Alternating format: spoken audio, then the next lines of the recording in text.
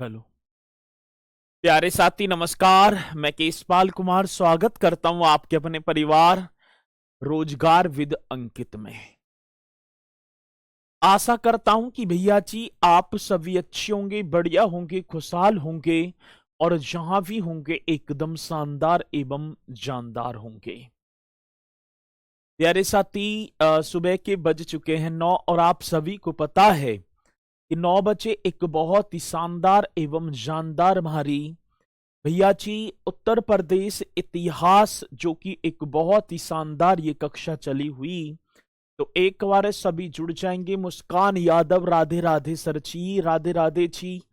सचिन हमारे साथ जुड़ते हुए, नमस्कार गुरु जी। मैं सागर, ठीक है, बहुत बढ़िया सागर जी। आफताफ Ansari ji, good morning sir जी, गुड मॉर्निंग। राहुल कुमार भी हमारे साथ, गुड मॉर्निंग सर। और दुष्यंत शर्मा जी, राधे राधे सर जी, राधे राधे जी।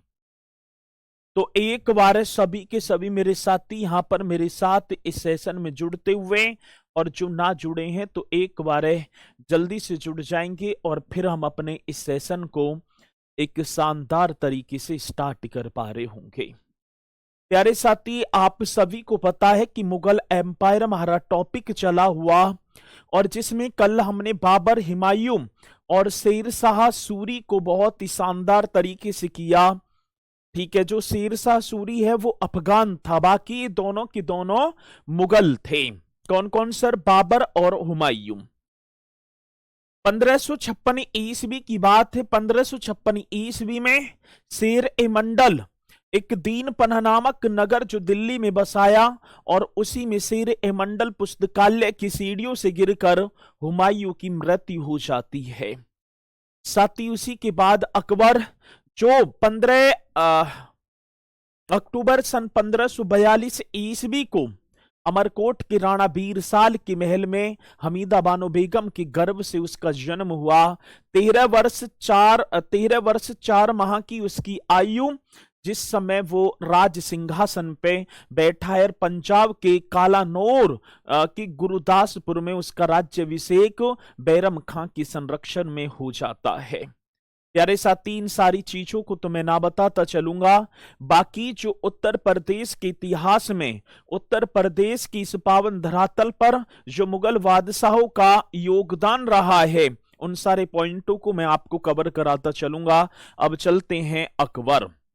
हाँ सर जी। तो अकबर, अकबर के बाद जहांगीर आ जाएगा, और जहांगीर के बाद शाहजहां, शाहजहां के बाद औरंगजेब। इनके भी कुछ ही पॉइंट हमें यहां पर मिलेंगे, तो उन सभी को कराएंगे। ठीक है, चलो तो चलते हैं बिना देरी के हुए। अब हेडिंग डाल देंगे सर जी अकबर। चलो अगले पेज पर ही मैं आपको लेकर चलूंगा।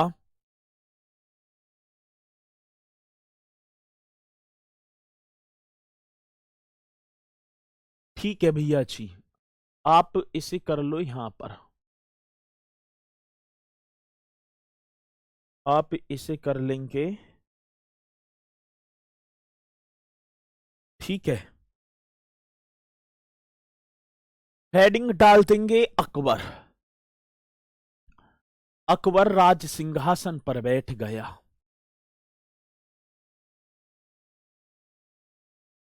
और टाइम पीरियड कोई बताएगा मुझे? अकबर का समय कब से कब तक? 1556 से 1605 ईस्वी तक इसका समय रहा। ठीक है, कब से कब तक तो सर हम बताएं जी? बताओ। अकबर का जो टाइम पीरियड है वो रहा 1556 से 1605 ईस्वी तक। 1556 से 1605 ईस्वी तक ये राज सिंहासन पर बैठेगा अकबर।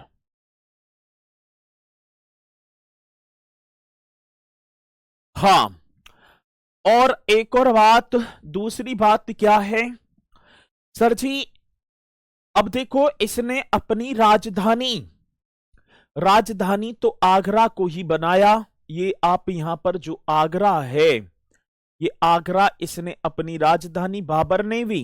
हुमायूं दिल्ली में चला गया, आगरा पर भी नियंत्रण था, लेकिन फिर जो है कौन? अकबर, अकबर ने तो पूर्ण रूप से अपनी राजधानी आगरा को बना दिया। साथ ही आगरा में एक जगह पड़ती जिसका नाम है फतेहपुर सीकरी। ठीक है, आगरा में एक जगह पड़ती है और जिसका नाम है फतेहपुर सीकरी। आपने पढ़ा भी होगा बहुत बार, तो आप एक हेडिंग डालेंगे फतेहपुर सीकरी। फतेहपुर सीकरी को पहले फतेहाबाद कहा जाता था सर। फतेहाबाद जो कि एक फारसी भाषा का शब्द था। एक कौन सी भाषा का? फारसी भाषा का। इसे मेरे साथी सपनों का शहर भी बोल दिया जाता है। किसका शहर? तो आप सभी को पता है, इसे सपनों का शहर भी कहा जाता है।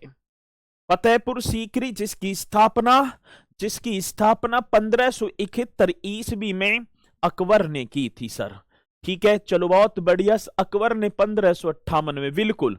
तो अब फतेहपुर सीकरी पहले आप लिखेंगे जिसे सपनों का शहर, और इसकी जो इस्टेब्लिशमेंट है मेरे साथी, इसकी जो इस्टेब्लिशमेंट है, स्थापना, ये आप बता दो इसकी स्थापना किसने की थी? जल्दी से बताएंगे इसकी स्टैब्लिशमेंट। तो आप कर देना 1571 ईस्वी में। सर कौन सा वर्ष? 1571 ईस्वी में। 1571 ईस्वी में अकबर ने 1571 ईस्वी में अकबर ने मेरे साथी इसकी स्थापना की। अभी क्वेश्चन, एक जूनियर असिस्टेंट का एक एग्जाम आया और उसमें भैया जी आशुतोष पटेल जी क्वेश्चन इस तरीके से पूछा गया था। ये आप सभी को दिखाई भी पड़ रहा होगा, मैंने क्वेश्चन ही रख दिया। ठीक है, क्वेश्चन इस तरीके से था। फतेहपुर सीकरी को पहले फतेहाबाद के नाम से जाना जाता था। जो ये फतेहपुर सीकरी को पहले किस नाम से? फतेहाबाद के नाम से जाना जाता था। यहां फतह शब्द का अर्थ विजय है। यह शब्द किस भाषा से लिया गया है? तो आप लिख देना सर जी, यह शब्द फारसी भाषा से लिया गया है। कौन सी भाषा से? तो इस तरीके का क्वेश्चन हाँ फारसी होगा।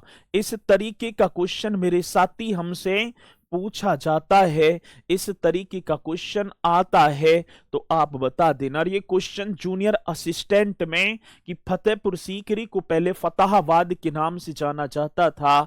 यहां फतेह शब्द का अर्थ विजय, ये शब्द किस भाषा से? तो आप बताएंगे। ठीक है जी, ये आपका होगा मैप में जो लिखो, थोड़ा सा बड़ा लिखना, बिल्कुल लिखेंगे। तो ये पॉइंट आप एकदम राइट कर देना जी। अब दूसरी बात एक और क्या होगा सर जी?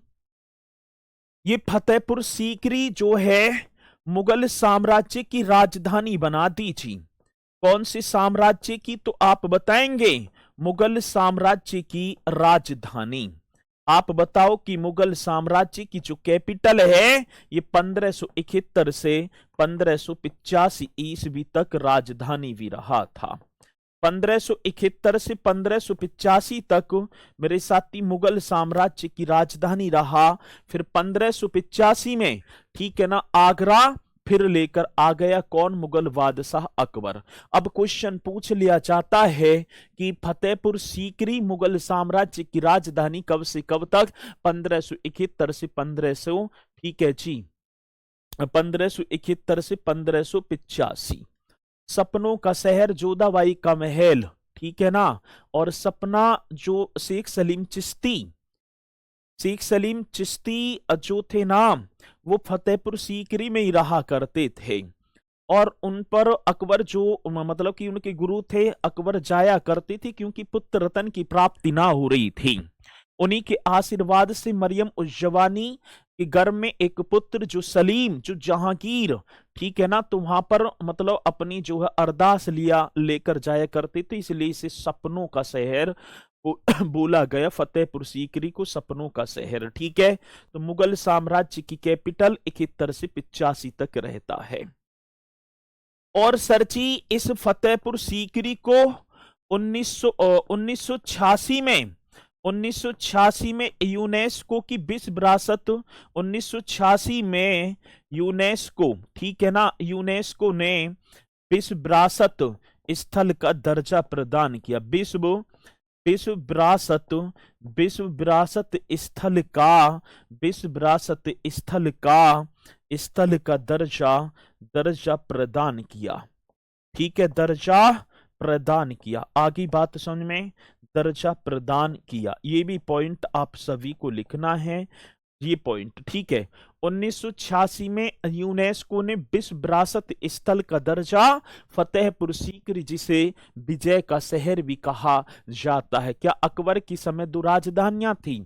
एक, पहले उसने अपनी राजधानी आगरा को बनाया 58 में, फिर फतेहपुर सीकरी स्थानांतरित कर दी 1571 में, उसके बाद 85 तक रही, फिर अपनी राजधानी कहाँ? आगरा में लेकर आ गए। ये सारे के सारे पॉइंट बहुत ही इंपोर्टेंट हैं। मेरे साथी, आज जब फतेहपुर सीकरी में गए, ये क्वेश्चन आया, ये मैंने आपको बताया, तो भैया जी एक जब फतेहपुर सीकरी में हम देखेंगे तो आपको इस तरीके से एक बुलंद दरवाजा दिखाई पड़ेगा।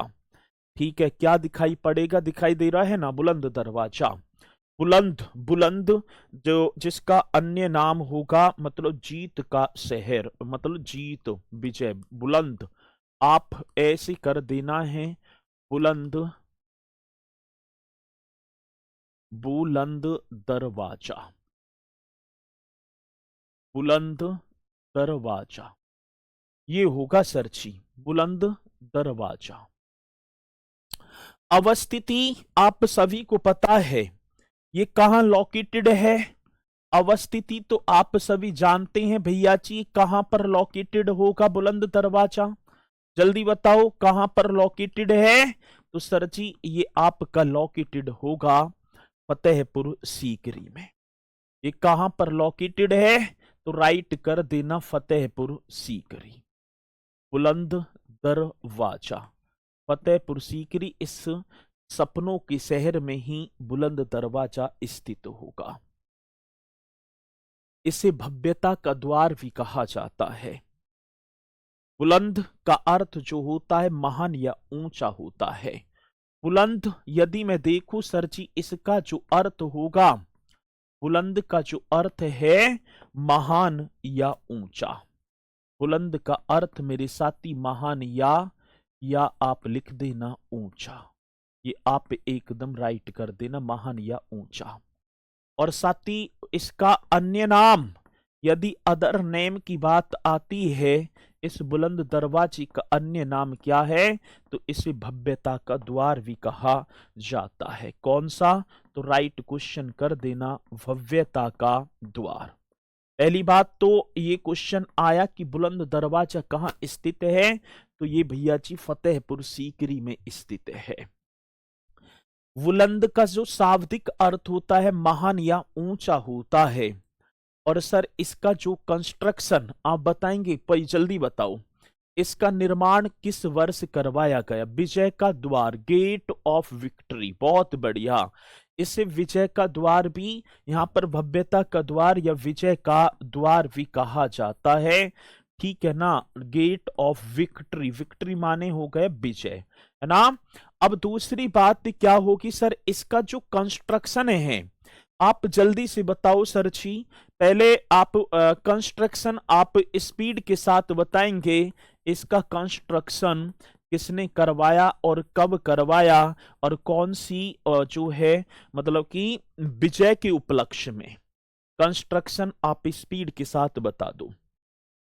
इसका कंस्ट्रक्शन जल्दी बताएंगे 1976 में। 1976 कहां होगा? ए भैया 1976 ना होगा। ठीक है, अब देखो एक और बात, अकबर ने इसे जो बनवाया था, देखो कई जगह तो आपको मिलेगा 1571। ठीक है, मतलब कि 1571 आपको यहां पर मिल जाएगा। ठीक है, और कई सोर्सों में हमें मिलेगा 1572 और 1573। ठीक है, 1572-73 में इसका निर्माण कार्य कुछ सोर्सों में ये आपको दिखाई पड़ेगा।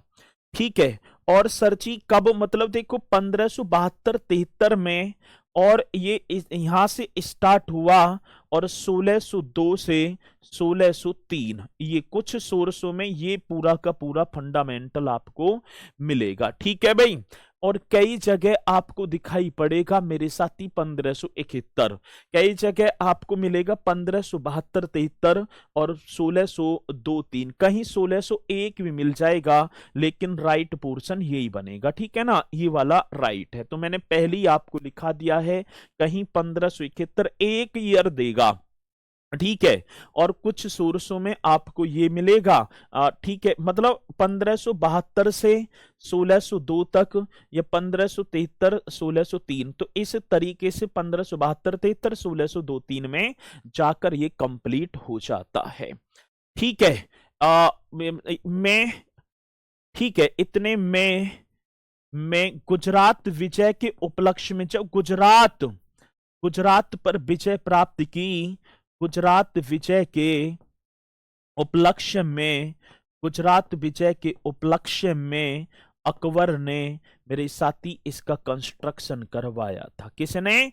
अकबर ने। आगे बात समझ में। तो भैया जी इसके कंस्ट्रक्शन की बात आती है तो आप ये ईयर्स मैंने आप सभी के, ठीक है जी, ये मैंने आप सभी के सामने यहां पर लिख दिए हैं। ठीक है, ये इसका। और देखो एक और बात, ये पूरा का पूरा आप सभी को दिखाई पड़ रहा है। अब पहले आप देखेंगे सर जी इसकी जो ऊंचाई है, अब मैं आपको दिखाऊं सर, इसकी जो हाइट होगी यहां से यहां तक, ठीक है ना, ब्लैक कलर ले लेंगे। ऊंचाई आप देखो सर, यहां से और यहां तक, ठीक है। मतलब किसकी ऊंचाई की बात है?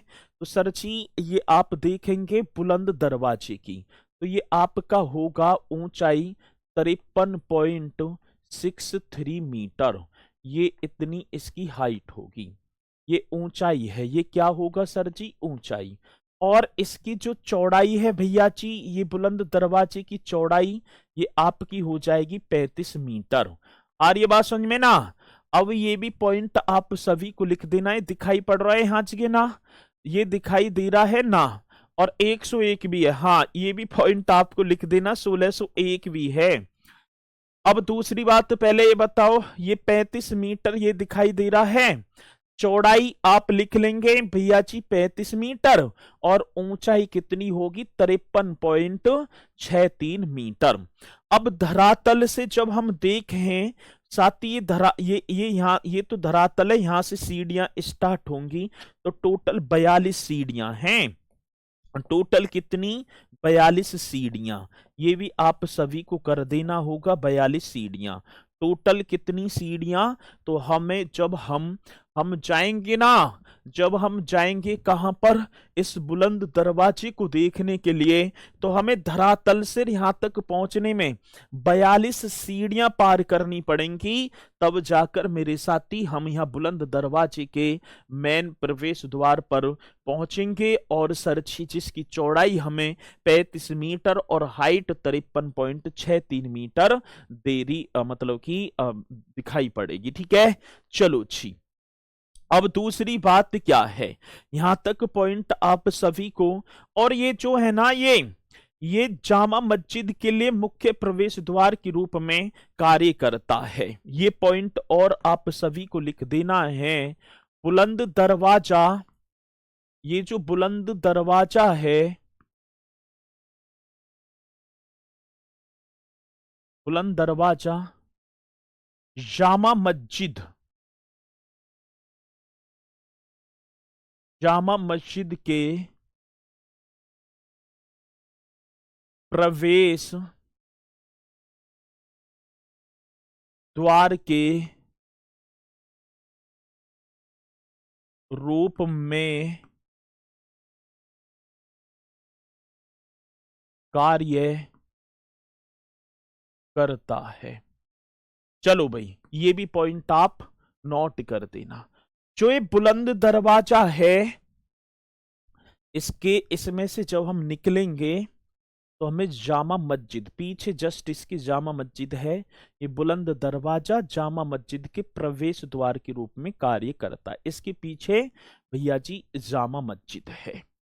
ठीक है, हाँ सर जी, गुजरात विजय सर जी। तो गुजरात विजय लिख तो रखा है, उपलक्ष्य में अकबर ने इसका कंस्ट्रक्शन करवा दिया था। अब इसके लिए भैया जी कौन सी सामग्री का प्रयोग किया गया? यदि मैं सामग्री की बात कर पाऊं तो अब देखो, मतलब इसे बनाने के लिए ये कैसा दिखाई पड़ रहा है सर जी? ये आप बताएंगे लाल और पीले बलुआ पत्थर से। भैया जी इसका लाल, ठीक है, सामग्री के लिए लाल और पीला, लाल और पीला बलुआ पत्थर, लाल और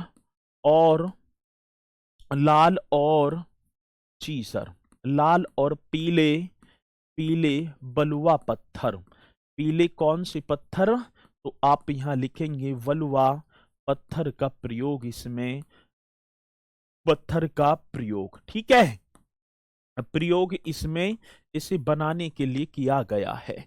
लाल और पीले वलुआ पत्थर का प्रयोग और साथ ही हिंदू और फारसी वास्तु शैलियों का मिश्रण। यदि स्थापत्य शैली की बात होगी, आर्किटेक्चरल स्टाइल की बात है, तो आप बताएं सर जी इसमें स्थापत्य शैली, हाँ भैया जी कौन सी स्थापत्य शैली की बात आती है?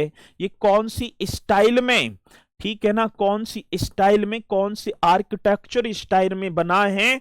तो आप बताएंगे हिंदू और फारसी। हाँ सर जी, बहुत बेहतरीन क्वेश्चन।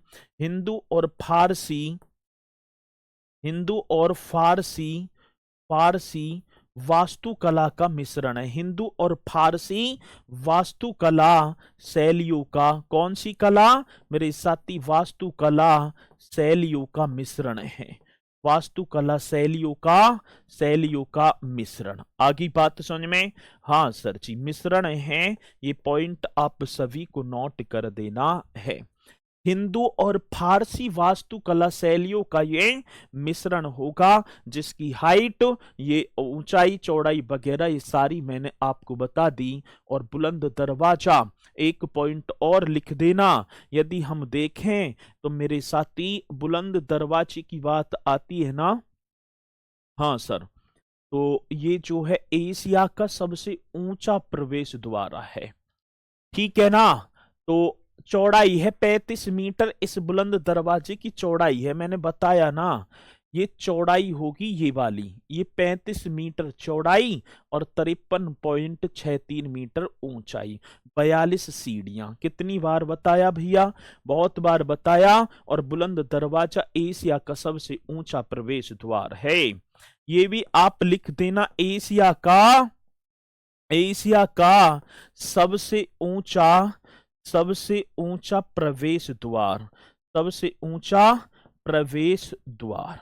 चलो भाई, यहां तक आप सभी की समझ में पॉइंट आया तो स्पीड के साथ एक बार थंब का निशान, और फिर भैया जी इसी के साथ बढ़ जाएंगे हम आगे।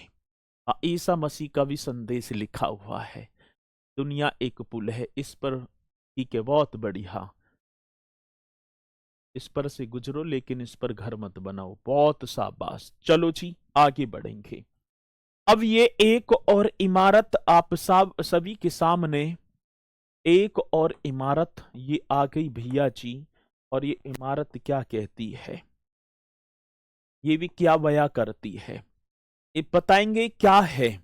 ये आपका होगा सर जी पंचमहल। ये आपका क्या होगा? पंचमहल। ये भी एक हेडिंग डाल देनी है, पंचमहल, पंचमहल सर।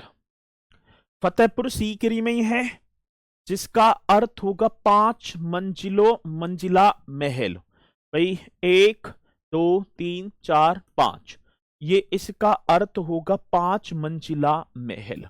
पंचमहल का अर्थ, अर्थ यदि हम देखें 5 मंजिला, 5, ठीक है ना, 5 मंजिला, 5 मंजिला महल। अब एक चीज और बता दो, 5 मंजिला, इसका निर्माण, इसका कंस्ट्रक्शन किसने करवाया? इसका कंस्ट्रक्शन मेरे साथी अकबर ने। भाई 5 मंजिला ये महल, इसका निर्माण अकबर ने फतेहपुर सीकरी में करवाया। मतलब अवस्थिति आप सभी को पता होगा, अभी तो फतेहपुर सीकरी चल रहा है सर जी, फतेहपुर सीकरी में। ठीक है, अब पंचमहल जो 5 मंजिला महल है, इलाहाबाद का किला कब बना? आ गए इलाहाबाद का किला? ए भैया, तुमने सारे के सारे ढक दिए। इलाहाबाद का किला, जब इलाहाबाद का किला आएगा तो इलाहाबाद का किला भी। इतने आगे मत भगो, ठीक है ना? ठोकर खाकर गिरोगे, बस तरन झाड़ते रहोगे, घोंटे टूट जाएंगे। थोड़ा धैर्य पकड़ो, सारी चीजें क्लियर होंगी। चले सर, अकबर ने फतेहपुर सीकरी में इस 5 मंजिला महल का निर्माण करवा दिया। मनोरंजन और विश्राम के लिए इसे हवा महल भी कहा जाता है। जो शाही परिवार की औरत व बच्चे हुआ करते थे, साथ ही इसका जो प्रयोग है वो मनोरंजन और विश्राम के लिए किया करते थे। ठीक है ना? ये क्या होगा, एक और बताऊं मैं आपको, ये जो है ना, ये हवा महल की तरह ही था। इसे उत्तर प्रदेश में हवा महल भी हम बोलें तो कोई दिक्कत ना होगी। ठीक है, अब दूसरी बात क्या है सर जी? उपयोग, इस पंचमहल का उपयोग किस लिए किया जाता था? ये पॉइंट आप सभी को बताना है। इसका जो यूज है, तो जो शाही परिवार की जो महिला थी, जो बच्चे थे, वो मनोरंजन और विश्राम के लिए इसका प्रयोग करते थे। मनोरंजन, मनोरंजन और विश्राम के लिए, मनोरंजन और विश्राम के लिए इसका प्रयोग, और विश्राम के लिए, विश्राम के लिए। ठीक है, मनोरंजन और विश्राम के लिए इसका प्रयोग किया जाता था। साथ ही इसमें अभी अभी एक क्वेश्चन आया था, निम्नलिखित में से किस इमारत का नक्शा बौद्ध विहार की तरह है? तो आप बताएंगे पंचमहल का। इसका जो सेम जो नक्शा है वो बौद्ध विहार, तो बौद्ध मंदिर के डिजाइन के तत्वों का इसमें उपयोग किया गया है। बौद्ध मंदिर के, हाँ सर जी, इसे बनाने में तो आप एकदम करेक्ट कर देना सर जी। जो बौद्ध मंदिर है, हाँ सर, कौन सा? बौद्ध मंदिर के डिजाइन, ठीक है ना? बौद्ध मंदिर के डिजाइन, बौद्ध मंदिर के डिजाइन तत्वों का उपयोग इसमें किया गया, तत्वों का उपयोग इसमें किया गया है, उपयोग किया गया है। ये पॉइंट बहुत इंपोर्टेंट है। ठीक है जी, अब जब हम पढ़ें सर जी, एक चीज और देखेंगे, जो ये जो भूतल है, ये क्या हो गया? भूतल। इस पर आपको 84 स्तंभ दिखाई पड़ेंगे भैया जी। कितने? 84 स्तंभ हैं इसमें। भूतल पर कितने स्तंभ बने हुए हैं दिखाई दे रहा है? 84। ये यहां से ये वाला जो पोर्शन है, ये आपका भूतल ही तो होगा, ये सीढ़ी होगी चढ़ने को। भूतल पर आप देखेंगे तो आपको 84, हाँ सर जी, स्तंभ, ये जो पिलर जो हैं, ये पिलर दिखाई पड़ेंगे। कितने सर जी? 84। जब हम जाएंगे किस पर? पहली मंजिल पर, तो हमें 56, कितने? तो सर जी 86, सॉरी 84 ये हो गए 56। यहाँ पर 56 स्तंभ हैं सर। कितने? 56 स्तंभ, ऐसे आप लिख देंगे। दिखाई दे रही है बातें सारी? यहाँ आप 84 वैसे लिख दो, 84 स्तंभ। यहाँ पर आपके होंगे 84 स्तंभ भूतल पर। पहली मंजिल पर मेरे साथी आपको 56। फिर दूसरी मंजिल पर हम जाएंगे तो हमें 20 स्तंभ दिखाई पड़ेंगे। ये 1 2 इस तरीके से हमें कितने? 20 स्तंभ होंगे। ठीक है ना? तो 1 2 3, ठीक है। फिर इस पर हम बढ़ेंगे चौथी पर, तो हमें 12 स्तंभ दिखाई पड़ेंगे। और साथ ही सबसे ऊपर 4 स्तंभ ये हमें दिखाई देंगे। इस तरीके से देखें तो टोटल 176 बैठ जाएंगे। ये काउंट भी कर लेंगे, 4 और 2 6, 6 और 6 दूनी 12, 12 और 4 कितने होगी भैया जी? 12 और 4 कितने होगे? 16। ठीक है, तो यहाँ पर 6 हासिल लगा। एक, एक और एक 2, 2 दूनी 4, 4 और 5 कितने होगे सर जी? 4 ही होगे ना? हाँ 4, 4 और 5 9, और 8 कितने हो गए? 17। तो 176 टोटल स्तंभ बन जाएंगे। ऐसे भी कुछ क्वेश्चन पूछ ले, ऐसे भी क्वेश्चन हमसे पूछ सकता है कि भैया जी की पंचमहल में कुल कितने स्तंभ हैं? 176। भूतल पर कितने? 84। पहली पर 56, 20, 12 और 4। इस तरीके से ये भी पॉइंट मैंने आप सभी को बता दिया है। चलो आगे बढ़ते हैं सर, आगे पॉइंट पर। एक और पॉइंट, ठीक है, एक और पॉइंट ये भी फतेहपुर सीकरी में, और मेरे साथी फतेहपुर सीकरी में ये होगा जोधाबाई महल। कौन सा? तो सर जी एक और महल आप लिख देना, जोधाबाई। ठीक है, कौन सा? जोधाबाई, जोधाबाई महल। अब जोधाबाई, ठीक है, इनका जो मरियम उज जमानी है ना, मरियम उज जमानी, इनका जो नाम था मरियम उज जमानी, उपाधि दी थी मरियम उज जमानी महल भी हम बोलेंगे। चलो जी, आप हेडिंग डाल देंगे सर जी जोधाबाई महल, और जिन्हें उपाधि थी मरियम उज जमानी की। ठीक है, हाँ सर जी। अब पहली बात तो एक और क्या होगा सर जी? ये देखा जाए तो ये भी आपका इसकी अवस्थिति, अवस्थिति आप लिख देना सर जी, फतेहपुर सीकरी में ही है। इसकी अवस्थिति भी फतेहपुर सीकरी, और इसका कंस्ट्रक्शन भी फतेहपुर सीकरी। इसका कंस्ट्रक्शन भी मेरे साथी अकबर ने करवाया था फतेहपुर सीकरी में। और निर्माण आप बता देना, इसका जो कंस्ट्रक्शन है वो किसने? अकबर ने। ठीक है जी, इसका निर्माण भी किसने करवाया? अकबर ने। चलो, और ये शाही परिवार की महिला और सबसे बड़ा महल यदि फतेहपुर सीकरी में देखा जाए तो जोधाबाई महल था। हाँ जी, अकबर की धार्मिक सहिष्णुता और राजपूत संस्कृति के प्रति सम्मान का एक सुंदर उदाहरण भी है। बहुत बढ़िया।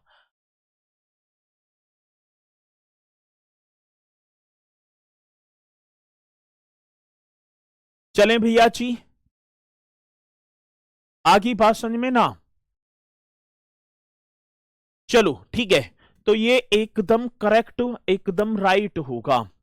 अब देखो भैया जी, जोधाबाई महल की यदि हम बात करें, ये शाही परिवार की महिलाओं के लिए महल का एक सबसे बड़ा परिसर था। जो शाही परिवार की महिला है ना, ठीक है, शाही परिवार की महिलाओं का, शाही परिवार की महिलाओं का सबसे बड़ा परिसर फतेहपुर सीकरी में, सबसे बड़ा परिसर था। सबसे बड़ा परिसर नाम था सर जी जोधाबाई महल। यह आमेर की राजा भारमल की पुत्री थी ना जोधाबाई, ठीक है, कछवाहा थे। और अकबर ने सबसे पहले राजपूतों के किस वंश में वैवाहिक संबंध स्थापित किए? तो कछवाहा। ये कछवाही तो थे। शेख सलीम चिश्ती की दरगाह पर जाया करता था, और गुजरात विजय के लिए निकल रहे थे, रास्ते में पड़ा, ठीक है, कहाँ? कछवाहों का वो क्षेत्र। और भैया जी अटैक, लेकिन आत्मसमर्पण, पुत्री जोधाबाई का विवाह, ये सारी चीजें आप यहां पर कर देना। ठीक है, और लाल बलुआ पत्थर से निर्मित है, ये आप सभी को पता है। इसके लिए कौन सा तो सामग्री आप बता देना? लाल बलुआ पत्थर। सामग्री की बात आती तो सर जी लाल बलुआ पत्थर से इसका कंस्ट्रक्शन करवाया गया है। और इसमें भी आप सभी को दिखाई पड़ रहा होगा भैया जी लाल बलुआ पत्थर से ही बना है। और हिंदू और फारसी वास्तुकला के मिश्रण का एक उत्कृष्ट कृति आपको दिखाई पड़ेगी। तो आप बताएंगे हिंदू और फारसी, हिंदू और हिंदू और फारसी, हिंदू और फारसी। अब वास्तुकला का वास्तुकला का उत्कृष्ट, ठीक है ना, उदाहरण, उत्कृष्ट होगा ना, उत्कृष्ट उदाहरण ये आपको देखने को मिलेगा। चलो जी, तो ये आपका होगा सर जी जोधाबाई महल। अब फतेहपुर सीकरी में और देखूं मैं सर जी, फतेहपुर सीकरी में शेख सलीम चिश्ती का मकबरा, ये भी अकबर ने बनवाया था। शेख सलीम चिश्ती का शेख सलीम चिश्ती का मकबरा, ये कहां पर? फतेहपुर सीकरी में है सर जी। दूसरी बात, हाँ सर जी, एक और आप करेंगे भैया जी, बीरबल का महल। बीरबल बीरबल का बीरबल का महल भी यहीं पर स्थित है मेरे साथी। हिरण मीनार, और हिरण मीनार जो है ना, इसका मतलब कि हाथी था ना, गज, उसी के सम्मान में हिरण मीनार का कंस्ट्रक्शन। सरची अनूप तालाब, और ये अनूप जो तालाब है, ये अनूप तालाब मेरे साथी यहीं पर हम देखें तो तानसेन, ठीक है ना, तानसेन अपने जो है गीतों को गाया करते थे। तानसेन इसी अनूप तालाब के बीच में बैठकर तानसेन गीत गाया गाया करते थे, गाया करते थे। कहां पर? तो सरची आप बता देना, अनूप तालाब के बीचों बीच बैठकर, ठीक है। हाँ सर जी, यहीं पर हम देखे फतेहपुर सीकरी में, फतेहपुर सीकरी में जामा मस्जिद, वो मैंने लिखवा भी दिया, जिसका प्रवेश द्वार बनेगा बुलंद दरवाजा। सर जी एक आपका दीवान ए आम, कौन सा? दीवान ए आम, ये भी आप सभी को लिख देना है। अब दीवान ए आम क्या हुआ करता था? यहां पर आम नागरिकों की सुनवाई की जाती थी। मुगल बादशाह बैठा करते थे, एक इमारत हुआ करती थी, जो आम जनता है उसकी सुनवाई के लिए दीवान ए आम, और साथ ही एक और था दीवान ए खास। यहां पर जो अपने खास मेहमान हैं, जो अपने क्या मेरे साथी खास मेहमान हैं, उनकी सुनवाई की जाती थी। भैया जी शेख सलीम चिश्ती का मकबरा, बीरबल का महल, हिरण मीनार, अनूप तालाब, जामा मस्जिद, दीवान ए आम, दीवान ए खास, ये सभी के सभी मेरे साथी फतेहपुर सीकरी में हैं, और भैया जी जिनका निर्माण अकबर ने करवाया था, ठीक है। और इन सभी का कंस्ट्रक्शन किसने करवा दिया? तो आप राइट कर देना सर जी, अकबर। एक बार जल्दी से मुझे थंब का निशान, और फिर बढ़ जाएंगे हम आगे, ठीक है। निजी मंदिर, अरोसई समर और विंटर पैलेस, नीली टाइलों का प्रयोग, हाँ सारी टाइल्स भी अच्छी, हाँ इतने बारीकाई पहुंचोगे, टाइल्स भी लगाओगे, चलो जी। तो इन पॉइंटों को आप एकदम शानदार तरीके से करेंगे, और मुझे एक बार बताएंगे कि ये पॉइंट आप सभी की समझ में आए या नहीं आए, जल्दी बताओ, ठीक है। पॉइंट जल्दी बताएंगे, एक बार वो प्यारा सा थंब का निशान लगाकर। इबादत खाना अकबर ने फतेहपुर सीकरी में बनवाया, धर्मों की आएंगे सारी चीजें, ठीक है ना, तो ये राइट है।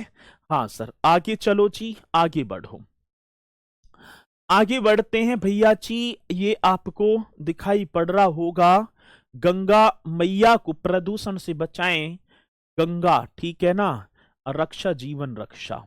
अब ये कहां हो सकता है? ये किला, जहां पर ऐसा लिखा, और बराबर में मेरे साथी गंगा मैया, ठीक है ना, गुजरी हुई है रे,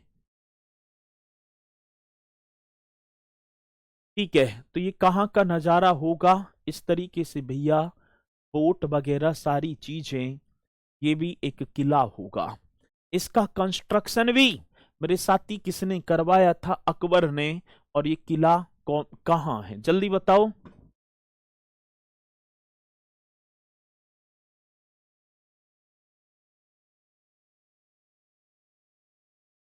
चुनार का किला है ये, ये इलाहाबाद का किला होगा। ये क्या है भैया जी? ये आपका होगा इलाहाबाद का किला। ठीक है, इलाहाबाद का, इलाहाबाद का किला या इलाहाबाद किला का कर दो, इलाहाबाद का किला। ये आप सभी को एक हेडिंग। पहली बात देखो, अब पहली बात तो ये हो कि भैया जी जो इलाहाबाद है ना, इससे पहले प्रयाग के नाम से जाना जाता था, और 1583 ईस्वी में अकबर ने प्रयाग का नाम बदलकर इलाहाबाद कर दिया। इलाहाबास ऐसे बोला, ईश्वर का निवास स्थान, ईश्वर का क्या? ठीक है, निवास स्थान।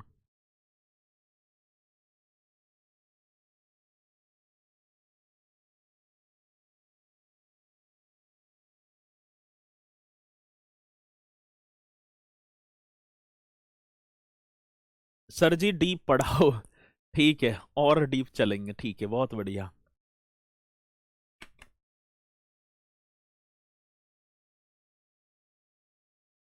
ये होगा आपका इलाहाबाद का किला। अब इसकी अवस्थिति की बात, ये कहां पर, ये तो पहले ही लिखा हुआ है, लोकेटेड मेरे साथी, ये आपका होगा प्रयागराज में। ये कहां पर लोकेटेड होगा? तो आप राइट कर देना सर, प्रयागराज। लोकेटेड बनेगा प्रयागराज में। योगी जी ने 2018 में इलाहाबाद का नाम बदला और प्रयागराज कर दिया सर जी। आज इसके कंस्ट्रक्शन की बात आती है सर, इसका जो कंस्ट्रक्शन, इसका जो निर्माण है, आप सभी को बता देना है सर जी, इसका कंस्ट्रक्शन किसने करवा दिया और कब करवा दिया। तो 1583 ईस्वी में, हाँ सर, 1583 ईस्वी में मुगल बादशाह अकबर ने, 83 में अकबर ने इसका निर्माण करवाया। आगे बात समझ में? यदि मैं आपसे बात करूं कि भैया जी इसके इस किले का कंस्ट्रक्शन किसने करवाया था, तो आप बताएंगे हाँ, इसकी स्थिति अब वही चौबुका है। ठीक है, आज अब लगा लो 1583 और अब चल रहा है 2000 में, लगभग में 450 वर्ष तो हो ही गए ना। 450 वर्ष पुराना ये किला होगा। तो स्थिति क्या है भैया, और अब भी टिका हुआ है बढ़िया। 1583 में अकबर ने इसका कंस्ट्रक्शन करवा दिया। आज हम इलाहाबाद के किले के अंदर जब चलेंगे तो हमें मुख्य आकर्षण, ठीक है, इसमें क्या क्या दिखाई पड़ेगा, मुख्य आकर्षण की बात आई सर जी। मुख्य आकर्षण हम देखें तो सर हमें क्या क्या दिखाई पड़े, इस जब किले के अंदर हम यहां से प्रवेश कर जाएंगे, किंग गया रास्ता दूसरे वाले उसमें था, ठीक है, यहीं को दे रखा था रास्ता। चलो, जब हम इस किले में, तो हमें ये जो वृक्ष है ना अक्षय वट, आज भी जिंदा है ये, और सरची अक्षय वट, एक वृक्ष आपको दिखाई पड़ेगा अक्षय वट। हमें ये वृक्ष है भैया अक्षय वट, प्राचीन और पवित्र बरगद का पेड़ है, बहुत प्राचीन है, प्राचीन, ठीक है ना। क्या होगा सर जी? बरगद का प्राचीन और पवित्र, प्राचीन और और पवित्र और पवित्र, ये करना, प्राचीन और पवित्र बरगद, बरगद का पेड़ है, प्राचीन और पवित्र बरगद का पेड़ है सर जी, इसी किले के अंदर। जब हम घूमने जाएंगे तो वहां पर बहुत आपको पूजा दिखाई पड़ेगी, ठीक है, मतलब पूजा होती है ही।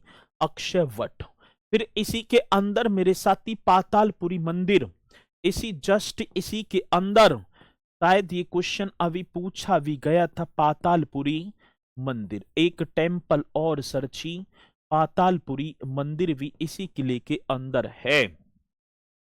और साथ ही ऐसा माना जाता है कि भगवान रामचंद्र जी ने इस स्थान पर, जहां ये पातालपुरी मंदिर बना है, ये किले, यूं तो किला बाद में बना है ना, पहले यहाँ पातालपुरी मंदिर भी था। मंदिर छोटा सा, किले के अंदर समाहित। तो भैया जी ऐसा पौराणिक मान्यताओं के अनुसार ऐसा माना जाता है कि भगवान रामचंद्र जी ने मेरे साथी इस जगह जहां आज पातालपुरी मंदिर है, मतलब कि पूजा पाठ किया था। और ये बात समझ में ना, ठीक है, इसी पातालपुरी मंदिर में, यहीं पर हम इसी के अंदर मेरे साथी, आप सभी को पता है अशोक स्तंभ जो कौशाम्बी, ये पॉइंट मैंने आप सभी को लिखवा दिया, कौशाम्बी में था, लेकिन मुगल बादशाह अकबर ने मेरे साथी इसे इलाहाबाद के किले में स्थापित, मतलब कि स्थानांतरित करके यहां पर ले आए। और इसी अशोक स्तंभ पर प्रयाग प्रशस्ति, जिसमें समुद्रगुप्त की विजयों का वर्णन हरिसेन ने लिख दिया, और इसी अशोक स्तंभ पर मुगल बादशाह जहांगीर और बीरबल का लेख भी उत्कीर्ण है। ये भी किसके अंदर है? किले के अंदर। मुख्य आकर्षण अब हम इन्हें देखेंगे। सर जी सरस्वती स्तूप, ठीक है, कूप माफी चाहूंगा, सरस्वती कूप। ऐसा बताया जाता है कि भैया जी सरस्वती नदी भी इसी जगह विलुप्त हो जाती है, विलुप्त हुई थी। तो ये सारे के सारे मुख्य आकर्षण हमें इस किले के अंदर दिखाई पड़ेंगे। ये सभी के सभी आकर्षण गंगा मैया को प्रदूषण से बचाएं, गंगा रक्षा जी। अब देखो एक और बात ही, गंगा नदी के किनारे ही तो है, और अधिकांशतः जब आप किलों को देखेंगे वो नदियों के किनारे ही बने मिलेंगे, ठीक है। हाँ जी, सर अशोक के 14वें शिलालेख के बारे में नहीं पढ़ाया है। बहुत बढ़िया शाबाश, अब ज्यादा कॉपी पेस्ट ना करना। अब आप नए आए होंगे तो ठीक है ना, बच्चे बता देंगे तुम्हें। मैं मात्र उत्तर प्रदेश के बारे में बताऊंगा, ठीक है। तो ये पॉइंट, मैं हिस्ट्री ना पढ़ा रहा, उत्तर प्रदेश के बारे में की हिस्ट्री पढ़ा रहा हूं, ना कि पूरी हिस्ट्री। ये इसी किले के अंदर समाहित हैं ये सारी की सारी चीजें, ठीक है जी। चलो अब दूसरी बात, हाँ, अब इसमें इंडियन आर्मी कुछ ही हिस्सा इसका पर्यटकों के लिए है, लेकिन इसके अंदर मेरे साथी अब इंडियन आर्मी रहती है। कुछ ही हिस्सा पर्यटकों के लिए खोला गया, जैसे पातालपुरी मंदिर पर आप पूजा कर लेंगे, अक्षय वट पर पूजा कर लो, अशोक स्तंभ को देख लेंगे, सरस्वती कूप को आप देख लेंगे। इसके 3/4 मतलब 1/2 हिस्सा पर्यटकों के लिए है। अब इसी के साथ आप चलेंगे एक और किले की तरफ मेरे साथी, ये आपका होगा, ठीक है, दूसरा किला, और नाम होगा इसका, यहाँ कौन कौन गया है, नाम होगा सर जी इसका आगरा फोर्ट, आगरा का किला।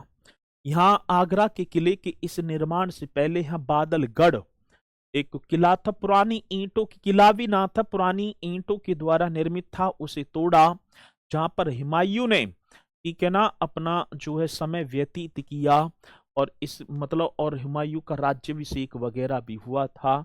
और सरची फिर यहीं पर अकबर ने उसको हटाकर एक किले का, एक फोर्ट का कंस्ट्रक्शन करवा दिया।